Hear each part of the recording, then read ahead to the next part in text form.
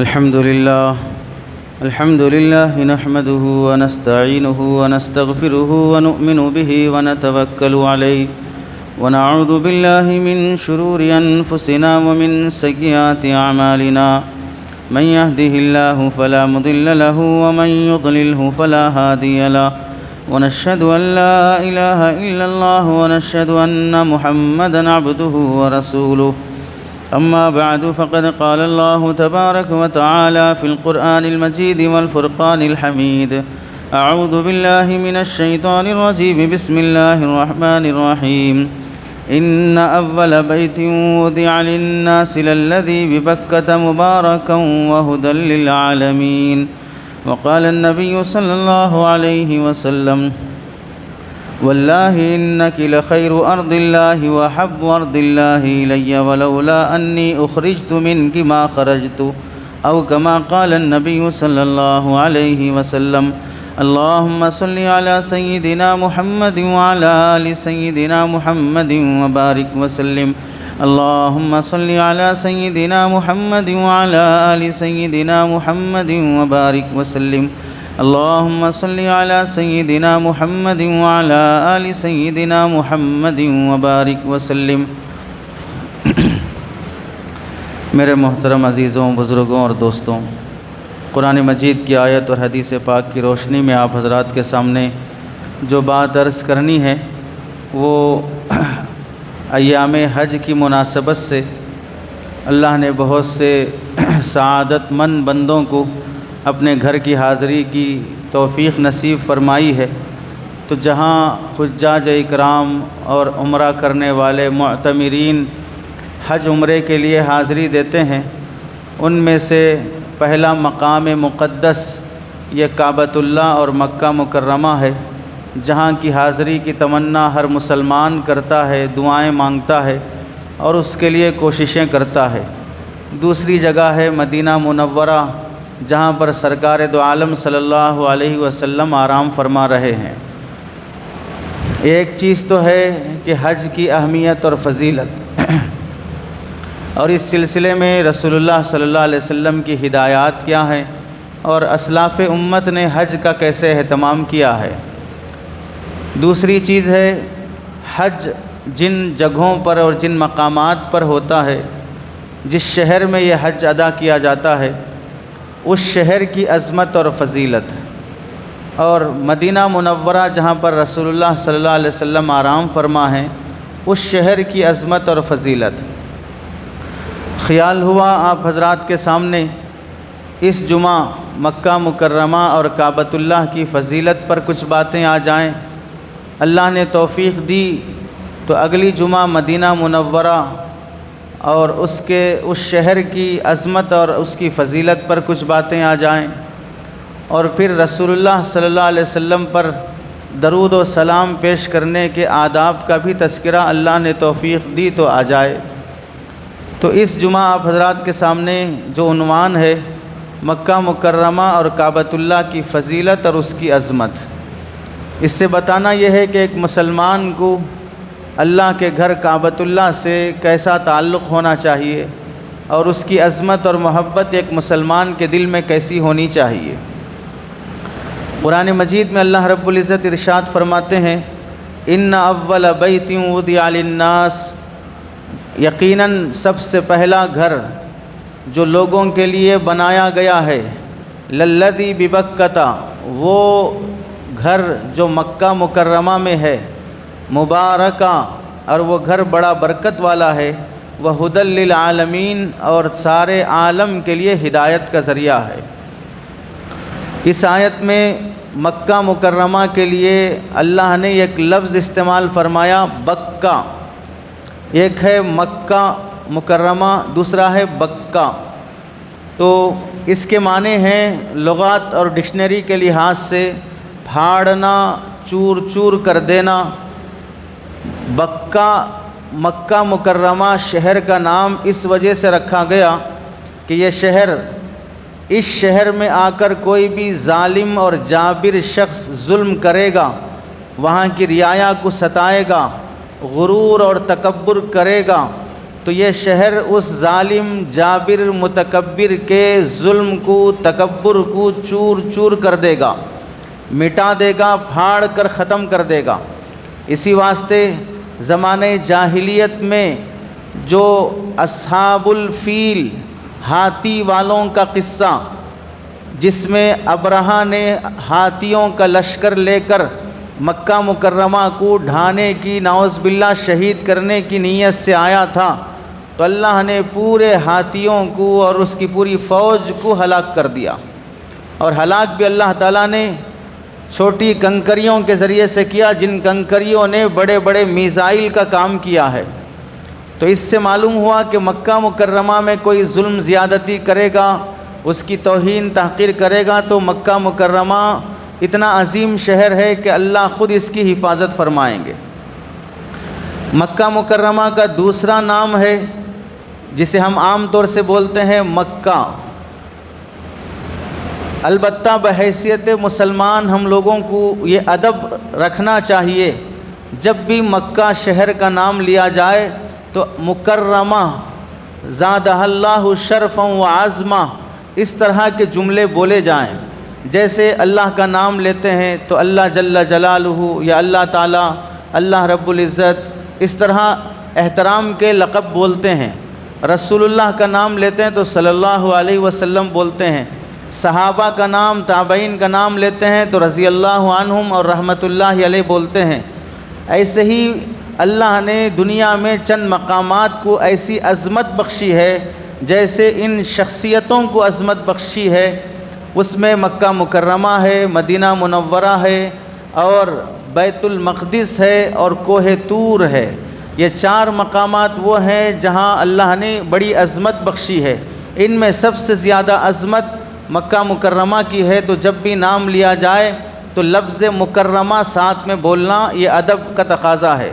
بے ادبی یہ ہے کہ جیسے عام طور سے دوسرے شہروں کے نام لیے جاتے ہیں یا چیزوں کے نام لیے جاتے ہیں، چائے وائے پی لو تو چائے کے ساتھ وائے کا لفظ بولتے ہیں، یہ فالتو اور فضول قسم کے الفاظ ہیں۔ ایسے مکہ مکرمہ کے ساتھ کوئی ایسا لفظ جوڑ کر جو بے معنی ہے، مہمل ہے، اس کی کوئی حیثیت نہیں ہے، ایسا لفظ مکہ مکرمہ اور مدینہ منورہ کے ساتھ بولا نہ جائے، ورنہ بے ادبی ہوگی۔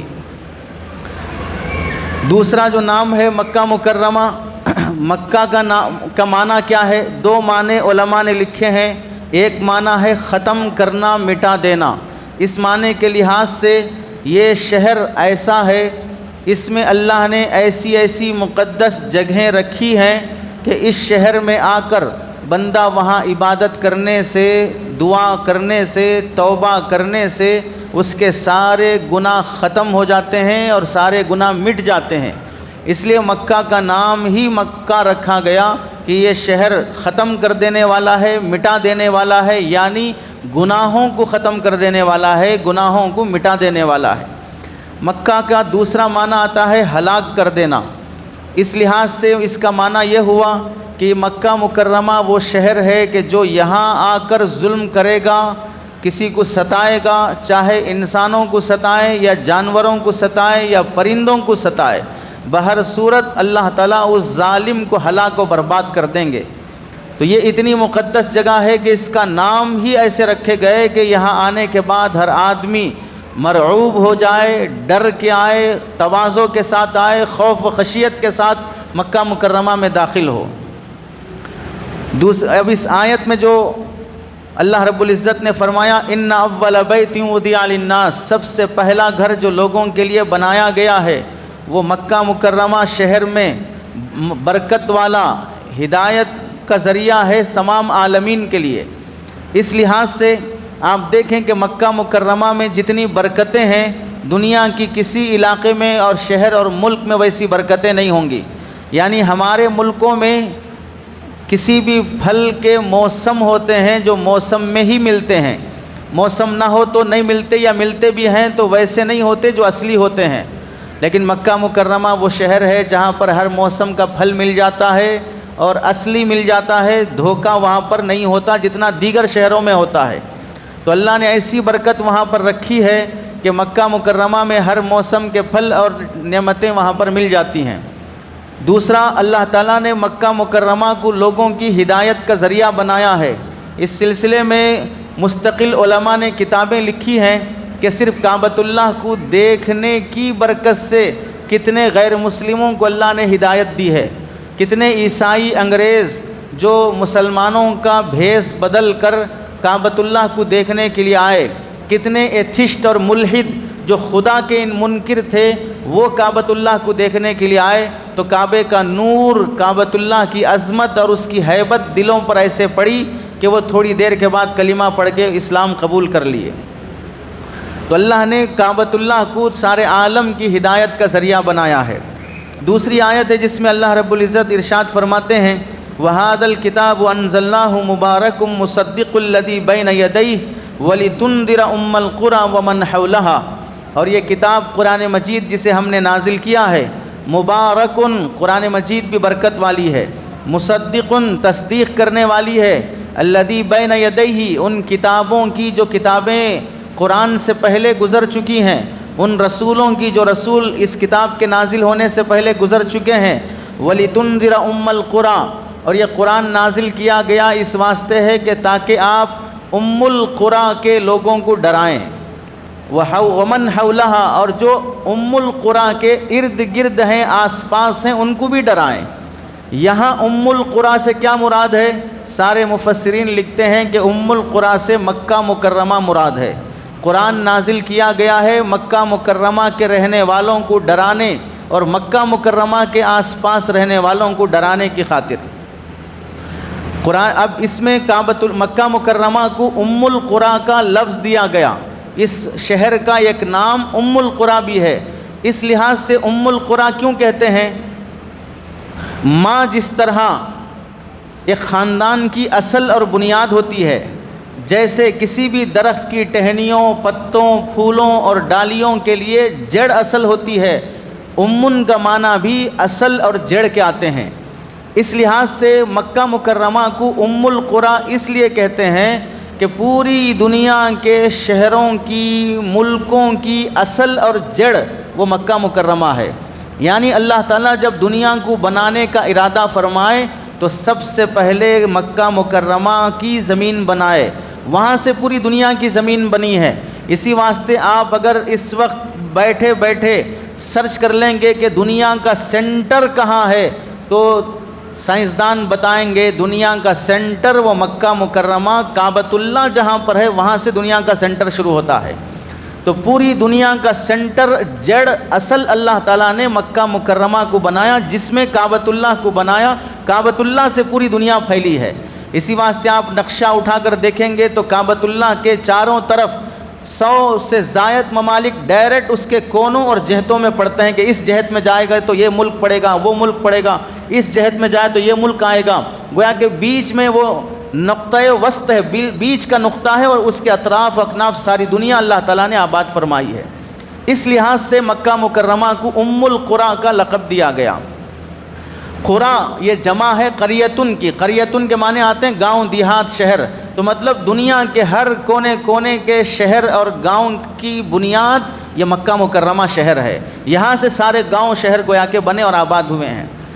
ام القریٰ کہنے کی ایک وجہ علماء نے لکھی ہے، جو شہر سب سے پرانا ہو وہاں سے دوسرے شہر آباد ہوئے ہوں تو اسے بھی امن کا لفظ بولا جاتا ہے۔ جیسے ام المدارس، سارے مدرسوں کی ماں، مطلب کیا ہوگا؟ پہلے وہ مدرسہ بنا، وہاں سے باقی سب مدرسے بنے۔ اس لحاظ سے جو سب سے پرانا ہوتا ہے اسے بھی امن کا لفظ بولا جاتا ہے۔ تو پرانے شہروں میں سب سے پرانا شہر وہ کعبۃ اللہ، مکہ مکرمہ ہے۔ دنیا بنانے کے وقت ہی اللہ تعالیٰ نے مکہ مکرمہ کو اور کعبۃ اللہ کو عظمت والا شہر تبھی بنا دیا تھا جب آدم علیہ السلام کو اللہ نے دنیا میں اتارا تھا۔ آدم علیہ السلام کو جب دنیا میں نازل فرمایا تبھی اللہ نے مکے کی اور کعبے کی عظمت کی تعین فرما دی۔ دوسری وجہ علماء نے لکھی ہے، اما یا امو عربی گرامر کے لحاظ سے معنی آتے ہیں ارادہ کرنا، قصد کرنا۔ دنیا کے کسی بھی کونے میں رہنے والا نمازی جب نماز کے لیے کھڑے ہوتا ہے تو پھر وہ یہی ارادہ کرتا ہے کہ منہ میرا کعبے کی طرف۔ تو دنیا کے کسی بھی کونے میں ہو لیکن وہ یہی سوچے گا اور ارادہ کرے گا میرا رخ کعبے کی طرف ہے، تو اس لحاظ سے بھی القریٰ اس کا نام رکھا گیا ہے۔ تیسری وجہ یہ ہے کہ دوسری بستیوں اور شہروں کے مقابلے میں مکہ مکرمہ کی حیثیت ایسی ہے جیسے دوسرے بچے بچیوں بیٹے بیٹیوں کے مقابلے میں ماں کی جو حیثیت ہوتی ہے، خاندان میں ماں کا جو مقام ہوتا ہے، شہروں کے لحاظ سے شہر مکہ کا وہ مقام ہے۔ ظاہر سی بات ہے پورے خاندان میں پوتے نواسے اور داماد سالے اور بہنوی اور فلاں، ان سب میں ماں کی جو حیثیت ہے وہ دوسروں کو نہیں ملتی ہے۔ پورے دنیا کے شہروں میں شہر مکہ کی جو حیثیت ہے وہ حیثیت کسی اور شہر کی نہیں ہے۔ اس کے علاوہ قرآن مجید میں خود اللہ رب العزت نے مکہ مکرمہ کے لیے 10 نام استعمال کیے ہیں۔ 3 تو یہی ہو گئے، بکہ ایک نام، مکہ ایک نام، القریٰ ایک نام، چوتھا البلد، پانچواں البلد الامین، چھٹا البلدہ، ساتواں حرم آمن، آٹھواں وادی غیر ذی زرع، نواں ہے معاد، 10واں ہے قریہ۔ اور یہ 10 ناموں پر بھی قرآن میں اللہ تعالیٰ نے آیتیں نازل فرمائی ہیں۔ جتنے 10 نام سنائیں یہ 10 کے 10 نام قرآن کی آیتوں میں موجود ہیں۔ اس سے معلوم ہوا کہ جس شہر سے محبت زیادہ ہو اسے نام زیادہ دیے جاتے ہیں۔ جیسے جس بچے سے محبت زیادہ ہو تو ماں اسے میرا لال، میرا پیارا، میرا چاند، میرا نور، میرا لخت جگر کئی نام سے پکارتی ہے۔ ایسے اللہ رب العزت کو اس شہر سے محبت ہے تو اللہ نے قرآن مجید میں اس شہر کے 10 نام دیے ہیں۔ حدیث پاک میں اللہ رب العزت نے، اللہ کے نبی علیہ السلام نے اس شہر کے ساتھ کیا محبت کا اظہار فرمایا۔ ایک حدیث میں آتا ہے اما واللہ، بخدا اللہ کی قسم، لا اخرج من کی، جب ہجرت کے موقع پر رسول اللہ صلی اللہ علیہ وسلم مکہ مکرمہ چھوڑ کر مدینہ منورہ ہجرت کر کے جا رہے تھے تو بار بار مکہ مکرمہ کی طرف مڑ مڑ کر دیکھ رہے تھے، اور اس موقع پر آپ علیہ السلام نے جو فرمایا وہ ان میں سے 2 باتیں یہاں نقل کی جاتی ہیں۔ آپ علیہ السلام نے فرمایا لا اخرج من کی، میں مکہ تمہیں چھوڑ کے جانے والا نہیں ہوں، وَإِنِّي لَأَعْلَمُ أَنَّكِ أَحَبُّ بِلَادٍ إِلَى اللَّهِ أَحَبُّ بِلَادِ اللَّهِ إِلَيَّ، میں یقیناً جانتا ہوں کہ اللہ کے شہروں میں سب سے محبوب شہر تو ہی ہے، سب سے زیادہ محبت میں تجھ سے ہی کرتا ہوں۔ وَأَكْرَمُهُ عَلَيَّ، اور پورے شہروں میں ہر شہر اللہ نے ہی قائم کیے ہیں، بنائے ہیں۔ امریکہ کسی باپ کی جاگیر نہیں ہے، امریکہ بھی اللہ ہی کا بنایا ہوا ہے، یورپ لندن بھی اللہ ہی کی بنائی ہوئی ہے، ساری دنیا کی زمین اللہ کی ہے، وہاں پر انسانوں کو بسنے کی طاقت بھی اللہ نے ہی دی ہے۔ جہاں اللہ نے ہوا رکھی، پانی رکھا، غذا رکھا، وہاں پر درخت پھول پھل رکھے، وہی انسان بس سکتا ہے۔ جہاں پر اللہ نے انسانوں کے بسنے کی چیزیں نہیں رکھی وہاں انسان بس بھی نہیں سکتا۔ تو بستیوں کو بسانے کی طاقت اللہ ہی دیتے ہیں، تبھی انسان کوئی بستی بسا سکتا ہے۔ وَأَكْرَمُهُ عَلَيَّ، پورے شہروں میں سب سے زیادہ عزت والا شہر تو ہی ہے۔ وَلَوْلَا أَنَّ أَهْلَكِ أَخْرَجُونِي مَا خَرَجْتُ، اگر تیرے شہر کے لوگ مجھے نہ نکالتے تو میں ہرگز نہ نکلتا۔ یہ آپ علیہ السلام نے مکہ مکرمہ سے خطاب کر کے فرمایا۔ مسند ابو یعلا کی یہ روایت تھی۔ دوسری روایت ہے واللہ انک لخیر ارض اللہ، آپ علیہ السلام نے ہجرت کے موقع پر ایک جگہ پر کھڑے ہو کر مکہ مکرمہ کی طرف دیکھتے ہوئے فرمایا بخدا اللہ کی قسم انک لخیر ارض اللہ الی، لخیر ارض اللہ، اللہ کی زمین میں سب سے بہترین زمین تو ہی ہے، یعنی شہر مکہ ہی ہے۔ وحب ارض اللہ الی، اور اللہ کی تمام شہروں زمین میں سب سے زیادہ پسندیدہ زمین بھی تو ہی ہے۔ ولولا انی اخرجت منک ما خرجت، اگر مجھے تیرے پاس رہنے سے نکالا نہ جاتا تو میں کبھی تجھے چھوڑ کر نہ جاتا۔ اس سے ترمذی کی روایت ہے، معلوم ہوا کہ رسول اللہ صلی اللہ علیہ وسلم کو شہر مکہ سے کس قدر محبت تھی۔ چنانچہ ان 2 روایتوں کے تحت میں ہمیں 3 باتیں معلوم ہوتی ہیں۔ پہلی بات کیا معلوم ہوئی؟ جیسے رسول اللہ کو صلی اللہ علیہ وسلم مکہ مکرمہ سے محبت تھی، ہر مسلمان کو مکہ مکرمہ سے محبت ہونی چاہیے، چاہے ہم اس شہر کے نہ ہوں، وہاں پیدا ہوئے نہ ہوں، ہمارا وہاں تجارتی کانٹیکٹ نہ ہو، ہمارے کوئی رشتہ دار وہاں پر نہ رہتے ہوں، پھر بھی ہم ہر مسلمان کو مکہ مکرمہ سے محبت ہونی چاہیے۔ چنانچہ کنز الامال کی روایت ہے، اللہ کے نبی علیہ السلام دعا فرماتے ہیں، اللہم اجعل فی قلوبنا من حب مکہ، اے اللہ ہمارے دلوں میں مکہ مکرمہ کی محبت ڈال دے، ہمارے دلوں میں مکہ مکرمہ کی محبت ڈال دے، یہ آپ علیہ السلام کی دعا ہے۔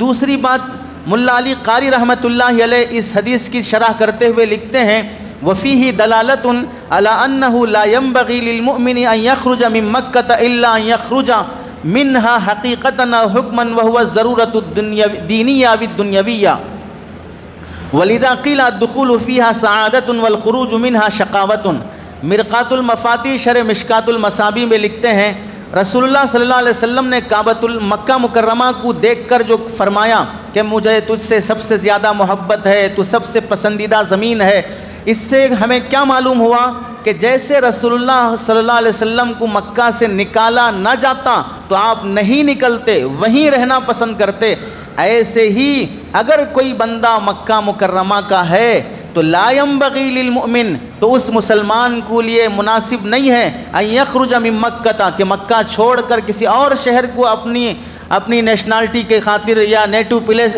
بنا لے، وہاں کو جائے پیدائش بنا لے، وطن بنا لے۔ مکہ مکرمہ میں اللہ نے تم کو وطن بنایا ہے، تم اس کی وطنیت کو مت چھوڑو۔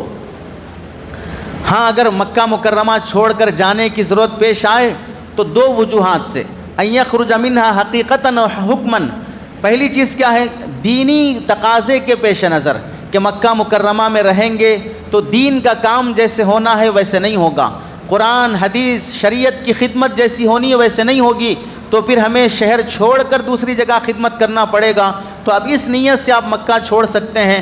چنانچہ رسول اللہ صلی اللہ علیہ وسلم نے بھی مکہ جو چھوڑا تھا اسی وجہ سے کہ یہاں اب مکے والے رسول اللہ صلی اللہ علیہ وسلم کو تبلیغ دین کے لیے رکاوٹیں پیدا کر رہے تھے، تنگ کر رہے تھے، یہاں جیسے کام دین و شریعت کا ہونا تھا نہیں ہو رہا تھا، تو آپ نے اسی بنیاد پر مکہ مکرمہ چھوڑا۔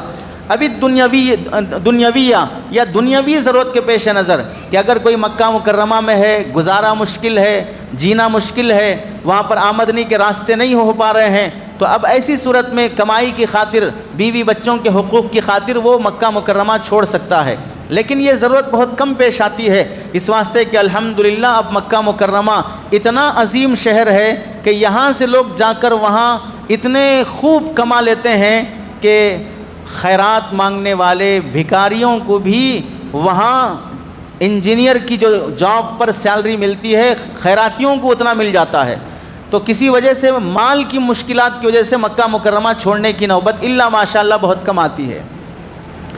چنانچہ علماء نے یہ فرمایا ہے، الدخول فیہا سعادۃ، مکہ مکرمہ میں کسی کو انٹری مل جانا یہ اس کے نیک بخت ہونے کی علامت ہوتی ہے، خوش نصیب ہونے کی علامت ہوتی ہے، والخروج منہا شقاوۃ، اور مکہ مکرمہ سے چھوڑ کر وہاں سے چلے جانا یہ اس آدمی کے بد نصیب ہونے کی علامت ہوتی ہے۔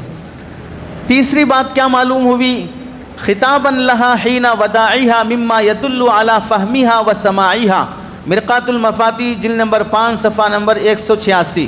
رسول اللہ صلی اللہ علیہ وسلم نے مکہ مکرمہ سے نکلتے ہوئے ہجرت کے موقع پر مکہ مکرمہ شہر کو دیکھ کر جو خطاب کر کے فرمایا، میں تجھے سب سے زیادہ محبت کرتا ہوں، تو پسندیدہ شہر ہے، تیرے لوگ مجھے نہ نکالتے تو میں ہرگز مکہ نہ چھوڑتا۔ یہ بات کس سے کر رہے ہیں؟ کسی انسان سے نہیں، کسی فرشتے سے نہیں، کسی جنات سے نہیں، شہر سے کر رہے ہیں، گاؤں سے بات کر رہے ہیں۔ گاؤں جواب دے گا، گاؤں بات سنے گا، تو پھر آپ علیہ السلام کیوں شہر سے بات کر رہے ہیں؟ اس سے معلوم ہوا رسول اللہ صلی اللہ علیہ وسلم کی ذات بیکار اور لا یعنی اور لغو باتیں نہیں کرتی ہے۔ آپ جب شہر مکہ سے بات کر رہے ہیں تو معلوم یہ ہوا عام شہروں سے بات کرو گے تو وہ سنے گا نہیں، مکہ مکرمہ کی خصوصیت ہے، تم اس سے بات کرو گے تو وہ تمہیں سنے گا۔ اس حدیث سے یہ پتہ چلتا ہے کہ آپ کی بات شہر سنتا تھا، تبھی آپ علیہ السلام نے بات فرمائی۔ ہاں دیگر محدثین نے یہ فرمایا ہے، یہ مکہ مکرمہ شہر کو سنانے کے لیے بات آپ علیہ السلام نے نہیں فرمائی، اظہار محبت کے طور پہ فرمائی۔ شہر سنے نہ سنے، اس کے اندر سننے کی طاقت ہو یا نہ ہو، لیکن مجھ سے جو محبت ہے، میں اس سے جو محبت کرتا ہوں، اس محبت کا اظہار کرنا آپ علیہ السلام کو تھا، تو آپ نے اظہار محبت کیا، وہ شہر سنا ہو یا نہ سنا ہو وہ اور بات ہے۔ ایک حدیث میں آپ علیہ السلام فرماتے ہیں، کنز العمال کی ہی روایت ہے، من دخل مکہ، جو شہر مکہ میں داخل ہوا، فتواضع للہ عز وجل، اور شہر مکہ میں داخل ہوتے ہوئے اللہ رب العزت کے سامنے چھوٹا بن کر داخل ہوا، تواضع کے ساتھ داخل ہوا، جیسے بار بار آنا جانا ٹور اینڈ ٹریولز کے ذریعے سے، پکنک کے ذریعے سے، حاجیوں کو لے جانے، عمرے والوں کو لے جانے، مہینے میں 2 مرتبہ 3 مرتبہ بار بار جانے کی توفیق مل رہی، تو اس واسطے ٹریولز والوں کے دلوں سے کعبۃ اللہ اور مکے کی عظمت کم ہو گئی۔ اب لائٹ لے لیے، آنا جانا ایسے لگا جیسے مہدی پٹنم سے ٹولی چوکی جا رہا ہے، ایسے محسوس ہو رہا ہے، جانے کا شوق نہیں بڑھ رہا ہے۔ کعبۃ اللہ مکہ مکرمہ شہر کی در و دیوار نظر آ رہی ہے تو اللہ کا ذکر نہیں آ رہا ہے، اور شوق اور ہیبت اور خشوع خضوع نہیں بڑھ رہا ہے، تو یہ کیفیت محروم ہونے کی علامت ہوتی ہے۔ اس سے لاکھ درجے بہتر ہے بار بار جا کر ایسی بے ادبی کرنے سے زندگی میں 2-4 بار بھی چلے جاؤ لیکن عظمت کے ساتھ جاؤ۔ تو آپ علیہ السلام فرماتے ہیں جو مکہ مکرمہ میں انٹری لے، فتواضع للہ عز وجل، اور تواضع کے ساتھ، عاجزی کے ساتھ، انکساری کے ساتھ داخل ہوا، وآثر رضاہ علی جمیع امورہ، اور وہاں جب تک رہا اپنے کاموں پر اللہ کی رضامندی کو ترجیح دیتے رہا۔ نماز پڑھوں گا اللہ کی خاطر، صدقہ کروں گا اللہ کی خاطر، طواف کروں گا اللہ کی خاطر، اپنے دیگر کام چھوڑ دیا، جو کام کیا وہ صرف اللہ کی خاطر کیا۔ جتنے دن وہاں پر رہا، لم یخرج منہا حتی یغفر لہ، تو رسول اللہ فرماتے ہیں کہ جب وہ مکہ مکرمہ سے باہر نکلے گا اللہ اس کے پورے گناہ معاف کر چکے ہوں گے۔ یہ شہر مکہ کی عظمت ہے، کعبۃ اللہ کی نہیں۔ کعبۃ اللہ میں جاؤ، طواف کرو، فلاں کرو، اس کی تو اور فضیلت عظمت ہے۔ صرف شہر میں گئے، تواضع سے گئے، اپنے کام کرنے میں، بزنس کرنا ہے، لینا دینا ہے، کچھ خرید و فروخت کرنا ہے، سب میں اللہ کی رضا ملحوظ رکھے، پھر مکہ مکرمہ سے ہی واپس آ گئے تو بھی تمہیں اللہ گناہ معاف کر دے گا۔ اور ایک روایت میں آپ علیہ السلام فرماتے ہیں، ابن عباس رضی اللہ تعالیٰ عنہما راوی ہیں، الکشف والبیان عن تفسیر القرآن، امام ثعلبی کی یہ کتاب ہے، اس میں لکھا ہے، ما اعلم علی وجہ الارض بلدۃ ورد الیہا جمیع النبیین ما قد صدر الی مکہ۔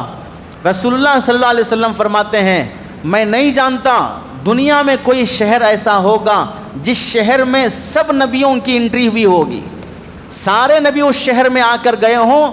دنیا میں کوئی ایسا شہر ہو میں نہیں جانتا سوائے مکہ مکرمہ کے۔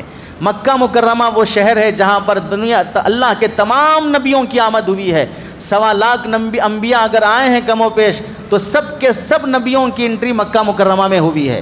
تو آپ بتائیں کہ اگر ہمارے شہر میں کوئی فلاں بزرگ آ کر گئے، فلاں ولی آ کر گئے، تو بھی لوگ بولتے ہیں فلاں بزرگ کا سفر ہمارے شہر ہوا تھا، فلاں ولی ہمارے شہر آئے تھے۔ مکہ مکرمہ تو وہ شہر ہے جہاں پر تمام نبی آ کر گئے ہیں، تو اس کی کتنی بڑی عظمت ہوگی۔ اس شہر کی فضیلت کے سلسلے میں علماء نے جو باتیں لکھی ہیں، خلاصے کے طور پر اسے سنایا جاتا ہے۔ اللہ رب العزت نے اپنا کعبۃ اللہ گھر بنانے کے لیے دنیا بھر کے شہروں میں سب سے پہلے مکہ شہر کا انتخاب فرمایا کہ کعبۃ اللہ کو بنانے کے لیے اللہ تعالیٰ ایسے شہر کا بھی انتخاب کر سکتے تھے جہاں پر پانی کی فراوانی ہو، جھاڑ اور ہریالی بہت بہترین ہو، برف باری بھی ہوتی ہو، کشمیر جیسا علاقہ ہو، وہاں پر بادام، اخروٹ، سیب سب اگتے ہوں، لوگ اوٹی کو جیسے گھومنے جاتے ہوں ویسا ایریا ہو۔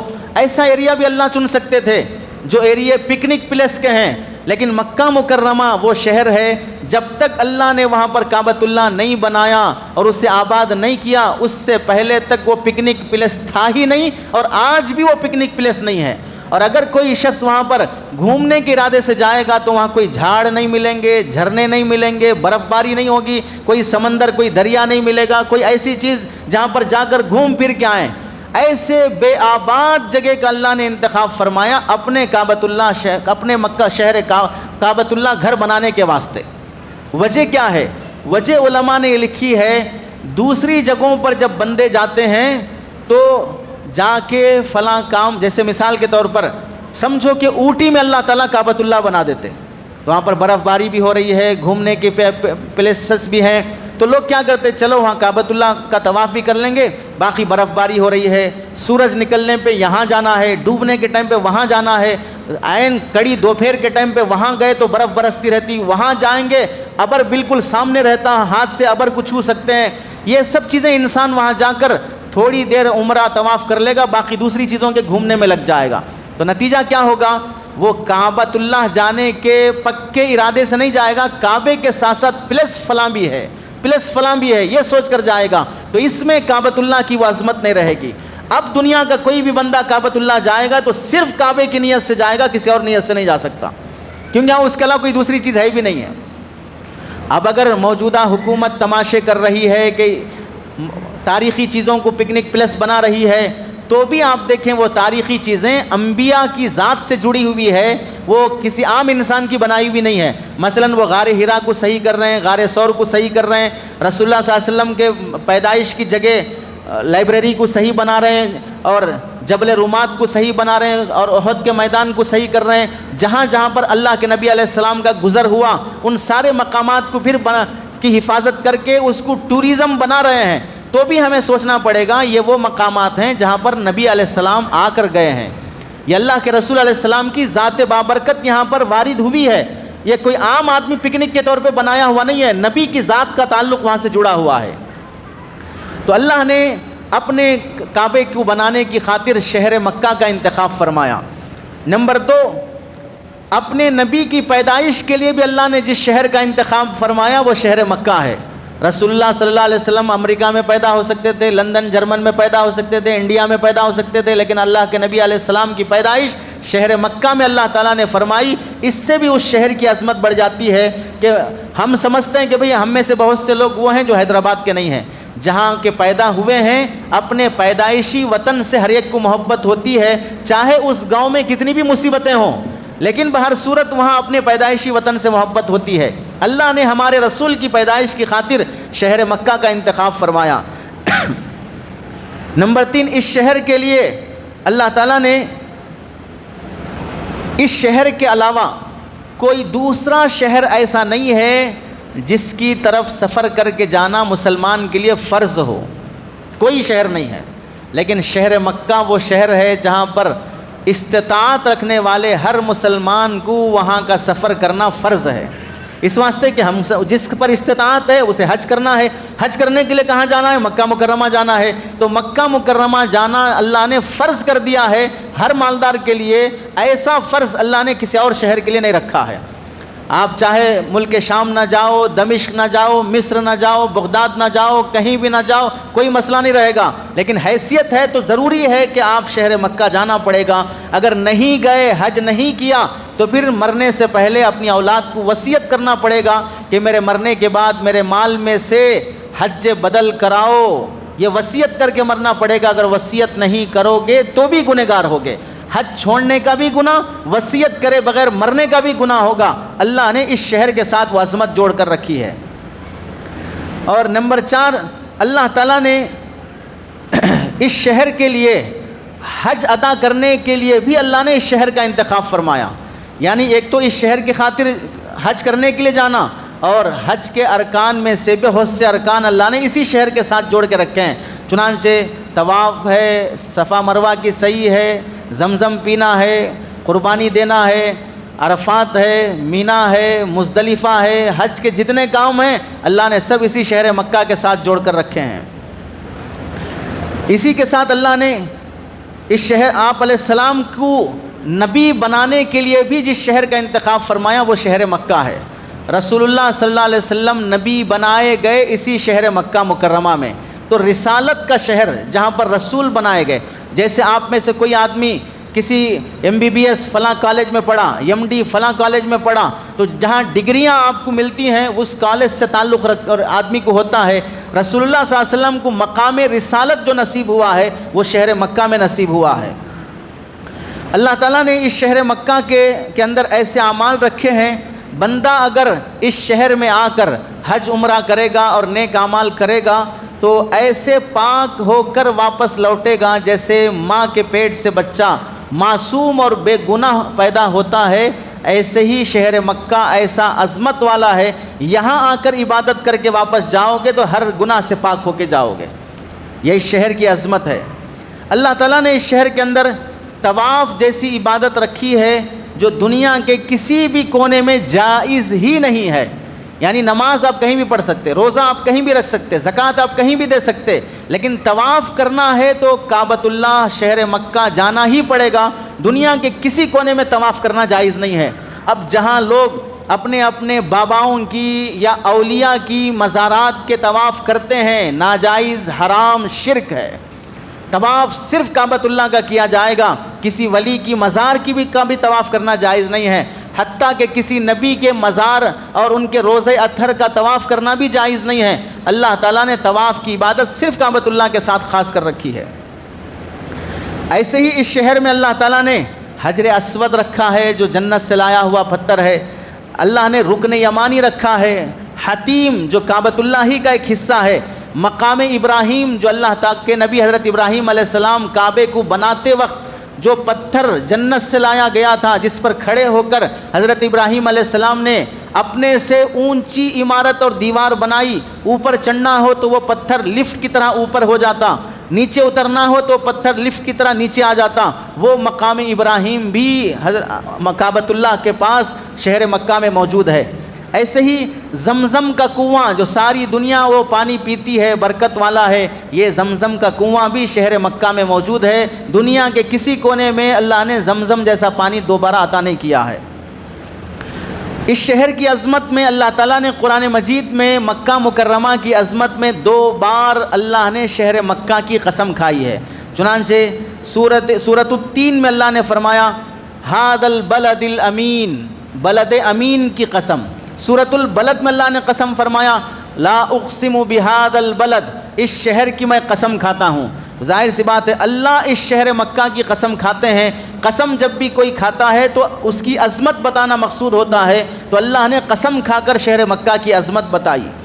اس شہر میں اللہ تعالیٰ نے مسجد حرام رکھی ہے، ایک ہے کعبۃ اللہ، کعبۃ اللہ کے اطراف جہاں پر لوگ نماز پڑھتے ہیں اس کو مسجد حرام کہتے ہیں۔ اس مسجد میں پڑھی جانے والی ایک نماز 1,00,000 نمازوں کے برابر ثواب رکھتی ہے۔ اتنا ثواب دنیا کے کسی اور کونے میں نہیں ملتا۔ چاہے لاکھوں کا بڑا اجتماع ہو جائے وہاں پر نماز پڑھ لو، پھر بھی کعبۃ اللہ کی عظمت کے مقابلے میں اس کی کوئی حیثیت نہیں رہے گی۔ اور اس کی عظمت میں پوری امت کا قبلہ اسی شہر کو بنایا اللہ تعالیٰ نے، چنانچہ لوگ اس کی طرف رخ کر کے نماز پڑھتے ہیں۔ جو عین کعبہ میں کعبۃ اللہ کے پاس موجود ہیں انہیں کعبے کی طرف رخ کر کے نماز پڑھنا پڑے گا جو 4 دیواری ہے۔ جو کعبے سے دور رہتے ہیں جیسے انڈیا، پاکستان اور دوسرے ملکوں میں، انہیں کعبۃ اللہ کی طرف رخ کر کے نماز پڑھنا پڑے گا۔ ہمارے سیدھے کعبۃ اللہ نہ بھی آئے، 40 ڈگری 45 ڈگری تک ہم پھر کے بھی نماز پڑھ رہے ہوں تو بھی ہماری نماز درست مانی جائے گی، کیونکہ ہم کعبے کے رخ کی طرف ہی نماز پڑھ رہے ہیں۔ تو اللہ نے یہ عظمت بھی شہر مکہ کو عطا کی ہے۔ اور تو اور آپ سب جانتے بھی ہیں اور اس پر عمل بھی کرتے ہیں، جدھر کعبۃ اللہ ہے ادھر چہرہ کر کے پیشاب کرنا بھی جائز نہیں، ادھر پیٹ کر کے غلاظت کرنا بھی جائز نہیں۔ حالانکہ یہاں سے لے کے کعبۃ اللہ ہزاروں کلومیٹر دور ہے، آپ باتھ روم کے اندر ہیں، واش روم کے اندر پیاک ہیں، وہاں بیٹھتے ہوئے بھی اس سمت میں اگر کعبہ ہے، اس سمت میں اگر کعبہ ہے، ادھر آپ نہ چہرہ کر سکتے نہ پیٹ کر سکتے۔ یہ کس قدر عظمت اللہ تعالیٰ نے اس کی بیان فرمائی ہے۔ اسی طرح آداب میں سے ہم یہاں بیٹھ کر بھی کعبۃ اللہ جدھر ہے ادھر پیر پھیلا کے نہیں بیٹھ سکتے، یہ آداب میں سے ہے۔ اسی طرح اللہ تعالیٰ نے شہر مکہ میں وہ مقامات رکھے جہاں پر اللہ دعائیں قبول کرتے ہیں۔ مختلف مقامات وہ ہیں جیسے صفا مروہ کی پہاڑی ہے، مقام ابراہیم ہے، حتیم ہے، حجر اسود ہے، بہت سی وہ جگہیں ہیں جہاں پر کھڑے ہو کر بندہ دعائیں مانگتا ہے تو اللہ دعائیں قبول کرتے ہیں۔ اسی واسطے آپ میں سے جتنے لوگوں کو اللہ نے حج عمرے کی سعادت بخشی ہے، خوب رو رو کے دعا مانگنے کی جو کیفیت ہے جب تک ہم مکہ مکرمہ میں تبھی رہتی ہے، وہاں سے مدینہ منورہ چلے گئے اب رو رو کے دعا مانگنے کی کیفیت بھی نہیں رہتی۔ وجہ یہ ہے کہ دعائیں قبول ہونے کی جگہیں بھی اللہ نے مکہ مکرمہ میں رکھی ہیں۔ مدینہ منورہ میں اتنی جگہ نہیں ملتی جہاں پر دعائیں قبول ہونے کی بشارت ملتی ہو، جتنی بشارت دعائیں قبول ہونے کی مکہ مکرمہ میں رسول اللہ صلی اللہ علیہ وسلم نے دی ہے۔ اسی طرح اللہ رب العزت نے قرآن مجید میں اس شہر کی عظمت بیان کرتے ہوئے فرمایا وَمَن يُرِدْ فِيهِ بِإِلْحَادٍ بِظُلْمٍ نُذِقْهُ مِنْ عَذَابٍ أَلِيمٍ، اور جو اس شہر مکہ میں ظلم کرنے کا، گناہ کرنے کا ارادہ بھی کرے گا، گناہ کرنا نہیں، گناہ کرنے کا ارادہ بھی کرے گا تو بھی اسے عذاب میں مبتلا کر دیں گے۔ یعنی دوسری یہاں پر اگر کوئی آدمی چوری کرنا سوچا، گناہ نہیں ہوگا، چوری کرے گا تو گناہ ہوگا، لیکن مکہ مکرمہ میں کوئی چوری کرنے کا ارادہ بھی کیا، ابھی چوری نہیں کیا، پھر بھی اللہ گناہ لکھ دیں گے۔ یہ اتنی عظمت کی جگہ ہے، یہاں پر تم برا سوچ ہی نہیں سکتے۔ اگر کوئی کسی لڑکی کے پیچھے پڑنا چاہا، یہاں نہیں پڑا، گناہ نہیں ہوگا، اگر کسی لڑکی کے پیچھے پڑے گا تو گناہ ہوگا، لیکن مکہ مکرمہ میں کسی لڑکی کو تانکنے، جھانکنے، چھیڑنے کا ارادہ کیا تو بھی گناہ لکھ دیا جائے گا۔ تو اتنی عظمت کی جگہ ہے، یہاں پر برا سوچنا بھی تمہارے لیے اجازت نہیں ہے، اتنی عظمت اللہ نے اس شہر کو بخشی ہے۔ اور اس کی فضیلتوں میں مکہ مکرمہ وہ شہر ہے جہاں پر کافروں کا داخلہ منع ہے، کافر کو آنے کی اجازت نہیں ہے۔ رسول اللہ صلی اللہ علیہ وسلم نے ہمیشہ کے لیے، قیامت تک کے لیے غیر مسلموں کی انٹری کو مکہ مکرمہ شہر میں منع فرما دیا ہے۔ اگر کوئی لے جاتا ہے یا داخل کرتا ہے تو وہ گنہگار ہوگا، لے جانے والا مسلمان بدمعاش ہوگا، باقی اس کا اصول اپنی جگہ پر طے ہے۔ مکہ مکرمہ وہ شہر ہے جو قیامت کے قریب دجال کے فتنے جب اٹھیں گے، دنیا کا ہر ملک، ہر مسلمان فتنے میں مبتلا ہو جائے گا، لیکن شہر مکہ اس فتنے سے محفوظ رہے گا۔ مکہ مکرمہ میں کبھی کوئی فتنہ نہیں اٹھے گا، دجال اس شہر میں داخل نہیں ہو سکتا۔ فرشتے مکہ مکرمہ کے چاروں طرف کھڑے ہو کر دجال کے داخلے سے حفاظت کریں گے، اسے داخل ہونے نہیں دیں گے۔ یہاں مکہ مکرمہ وہ شہر ہے جہاں پر انسانوں کو ستانا نہیں، جانوروں کو ستانا نہیں، کبوتر اور پرندوں کو ستانا بھی گناہ ہے، ان کا شکار کرنا بھی گناہ ہے، کسی کو چھیڑا نہیں جائے گا۔ یہاں پر رہنے والے پرندوں کو بھی امن حاصل ہے، جانوروں کو بھی امن حاصل ہے، کسی کو شکار کرنے اور چھیڑنے کی اجازت نہیں ہے۔ اس شہر کے سلسلے میں زمانہ جاہلیت، اسلام آنے سے پہلے بھی حال یہ تھا کہ باہر اگر کوئی شخص کسی کے باپ کو قتل کر دیتا، کسی کے بیٹے کو قتل کر دیتا، آپس میں دشمنی ہو جاتی، وہ دشمن جس نے ہمارے باپ کو قتل کیا، ہمارے بیٹے کو قتل کیا، وہ بھی کعبۃ اللہ کا طواف کرنے کے لیے، حج عمرہ کرنے کے لیے آتا تھا، اور طواف کے دوران اس قاتل پر نظر پڑ جاتی جس نے باپ کا مرڈر کیا ہے، تو بھی اس مظلوم کو حق نہیں ہوتا کہ وہ کعبے کے اندر اس کا گریبان پکڑ کے پوچھے تو نے میرے باپ کا کیوں قتل کیا۔ قاتل کو بھی دیکھتے تو اسے چھیڑ چھاڑ نہیں کرتے، کیونکہ وہ طواف کے پاس کعبۃ اللہ کے اندر موجود ہے، یہاں چھیڑا نہیں جائے گا۔ یہ کب کی بات ہے؟ اسلام آنے سے پہلے زمانے جاہلیت میں بھی کعبے کا اتنا احترام کہ وہاں باپ کے قاتل کو بھی چھیڑا نہیں جاتا تھا۔ اس شہر کے فضیلت کے سلسلے میں حضرت عائشہ رضی اللہ تعالیٰ عنہ فرماتی ہیں، لولا الہجرۃ لسکنت مکہ، اگر ہجرت کا حکم نہ ہوتا تو میں مکہ چھوڑ کے کہیں نہیں جاتی۔ ولم یطمئن قلبی ببلد قط مطمئن بمکہ، اور مکہ مکرمہ میں جتنا مجھے اطمینان ملا ہے دنیا کے کسی کونے میں مجھے اتنا اطمینان نہیں ملا۔ یہ حضرت عائشہ رضی اللہ تعالیٰ عنہ فرماتی ہیں، اخبار مکہ جلد نمبر 2 صفحہ نمبر 53، علامہ ازرقی نے یہ روایت نقل کی ہے۔ اسی شہر مکہ میں مقام تنعیم ہے جہاں سے لوگ عمرہ کرنے کے لیے مسجد عائشہ بنی ہوئی ہے، وہاں سے عمرہ کرنا چاہتے ہیں تو دوبارہ عمرہ کرتے ہیں۔ رسول اللہ صلی اللہ علیہ وسلم کے 3 شادیاں اور نکاح شہر مکہ میں ہوئی ہیں، ایک حضرت خدیجہ رضی اللہ تعالیٰ عنہ سے، حضرت سودا رضی اللہ تعالیٰ عنہ سے، حضرت عائشہ رضی اللہ تعالیٰ عنہ سے نکاح اسی شہر مکہ میں ہوئے ہیں۔ اللہ کے نبی علیہ السلام اپنا بچپنا، اپنی جوانی، اپنا ادھیڑ اور 40 سال کے زائد سے عمر 53 ایئرس آپ علیہ السلام شہر مکہ ہی میں اپنی زندگی گزارے ہیں۔ غار حراء جہاں پر آپ علیہ السلام نبی بننے سے پہلے جا کر عبادت کرتے تھے، وہ بھی مکہ مکرمہ میں موجود ہے۔ ہجرت کی رات آپ علیہ السلام نے جس غار ثور میں 3 دن قیام فرمایا، وہ بھی مکہ مکرمہ میں موجود ہے۔ رسول اللہ صلی اللہ علیہ وسلم کا سفر معراج کی جو شروعات ہوئی ہے وہ بھی شہر مکہ کعبۃ اللہ کے پاس سے ہوئی ہے۔ رسول اللہ صلی اللہ علیہ وسلم پر جتنی وحی نازل ہوئی ہے ان میں سے 80% یا 70% وحی کا جو سلسلہ ہے، یعنی مکی آیتیں اور مدنی آیتیں، مکی آیتیں اور مکی صورتیں جو نازل ہوئی ہیں، جو تعداد میں 86 ہوتی ہیں، 86 صورتیں تقریباً گویا کہ وہ مکہ مکرمہ میں نازل ہوئی ہیں، ہجرت سے پہلے نازل ہوئی۔ آپ علیہ السلام بحیثیت اچھے تاجر، امانت دار، انصاف پسند جو مکے کے لوگوں میں مشہور ہوئے، مقبول ہوئے، وہ شہر مکہ میں ہوئے ہیں۔ حلیمہ سعدیہ آپ علیہ السلام کو دودھ پلانے کے لیے لے گئی تھیں، وہ مکہ مکرمہ سے لے گئی تھیں۔ سب سے پہلی وحی جو رسول اللہ صلی اللہ علیہ وسلم پر نازل ہوئی ہے وہ مکہ مکرمہ شہر میں نازل ہوئی، اور ایک وقت آیا آپ علیہ السلام مکہ چھوڑ کر 10 سال مکہ مکرمہ سے باہر رہے، پھر واپس آپ علیہ السلام مکہ مکرمہ لوٹے ہیں، تو 2 مرتبہ لوٹے ہیں، 2 یا 3 مرتبہ لوٹے ہیں عمرہ کرنے کی خاطر، اور دوسرا مکہ مکرمہ فتح کرنے کی خاطر۔ 4 عمرے آپ علیہ السلام نے کیے ہیں اور 1 حج آپ علیہ السلام نے کیا ہے اور مکہ مکرمہ کو فتح فرمایا۔ اور آپ علیہ السلام کا جو حجۃ الوداع آخری حج جو ہوا ہے رسول اللہ صلی اللہ علیہ وسلم کا، وہ شہر مکہ سے ہوا ہے، اور جس میں آپ علیہ السلام نے دنیا بھر کے صحابہ جو ساری دنیا میں کام کرنے ہیں ان کے لیے جو ہدایات دی ہیں وہ شہر مکہ سے دی ہیں۔ اور تکمیل دین کو مکمل کرنے کی جو آیت الیوم اکملت لکم دینکم واتممت علیکم نعمتی والی جو آیت ہے وہ شہر مکہ میں حج کے موسم میں نازل ہوئی ہے۔ ان سب سے ہمیں شہر مکہ کی عظمت معلوم ہوتی ہے۔ بعض تاریخی کتابوں میں لکھا ہے شہر مکہ کی عظمت کے سلسلے میں تاریخی لحاظ سے ایک واقعہ، یمن کا ایک بادشاہ تھا جس کا نام تبہ حمیری ہے۔ تقریباً رسول اللہ صلی اللہ علیہ وسلم کے یوں سمجھ لیجئے آج سے 2500 سال پہلے، رسول اللہ صلی اللہ علیہ وسلم کے دنیا میں تشریف لانے سے 1000 سال پہلے کی بات ہے، یمن کا بادشاہ تھا۔ وہ یہ پہلا بادشاہ ہے جس کو اللہ تعالیٰ نے اتنا ہی طاقت اور پاور دیا تھا۔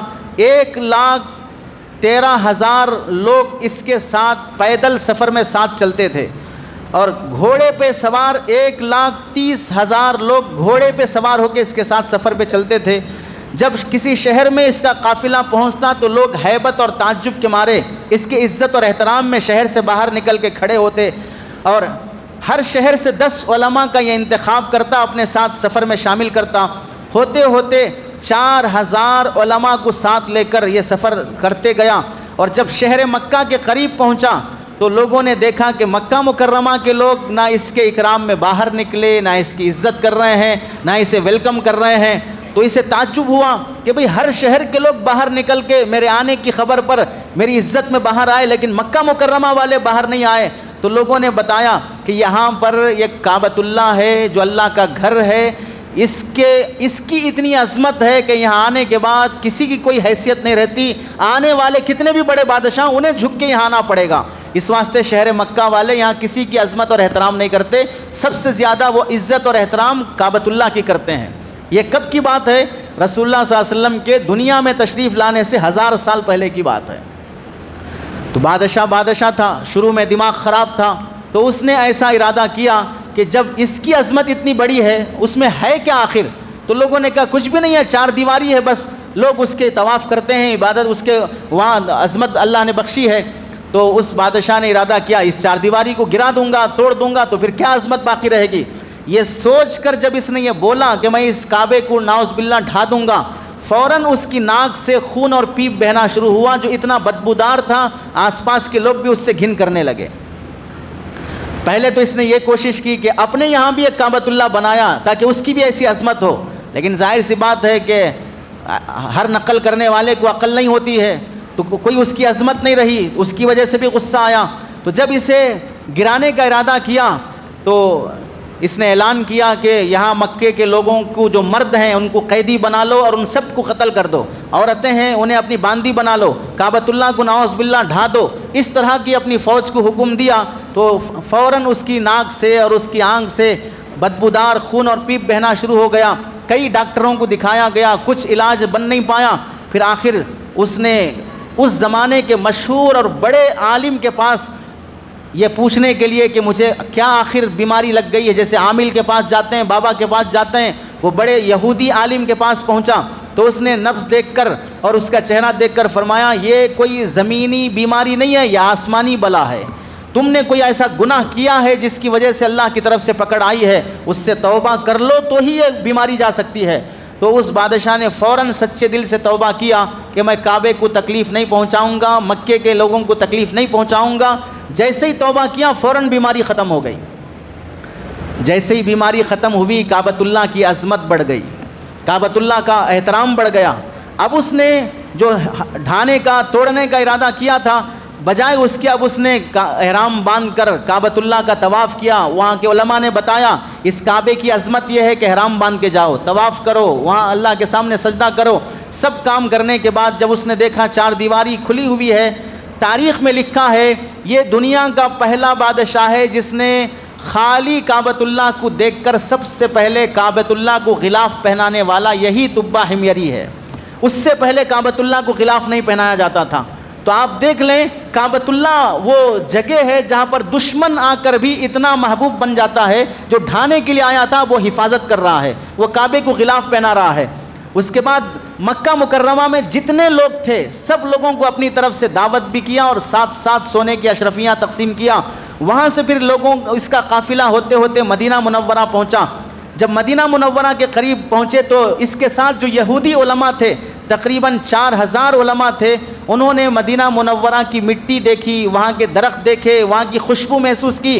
تورات میں جو نشانیاں رسول اللہ صلی اللہ علیہ وسلم کی لکھی ہوئی ہیں کہ ایک آخری نبی پیدا ہوں گے، وہ مکہ مکرمہ میں پیدا ہوں گے اور ہجرت کر کے فلاں شہر کی طرف جائیں گے، وہ شہر کی علامتیں نظر آنے لگیں۔ تو بادشاہ سے کہا یہی وہ شہر ہے جہاں پر آخری نبی آ کر ہجرت کر کے یہاں پر قیام کریں گے۔